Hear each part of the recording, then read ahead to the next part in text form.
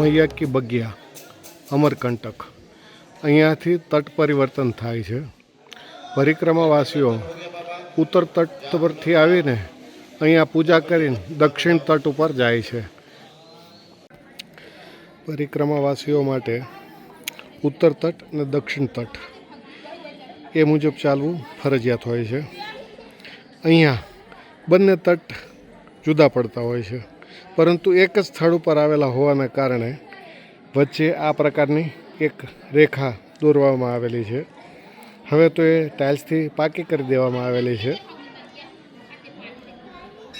આ ટાઇલ્સ છે એની ઉત્તરના ભાગમાં, એટલે કે ફોટામાં ડાબા હાથ બાજુ ઉત્તર તટ છે, જમણા હાથ બાજુ દક્ષિણ તટ છે। પરિક્રમાવાસીઓ આ તટ ઓળંગી શકતા નથી, એના માટે યોગ્ય પૂજા વિધિ કરવા બાદ તટ પરિવર્તન કરવાનું થતું હોય છે।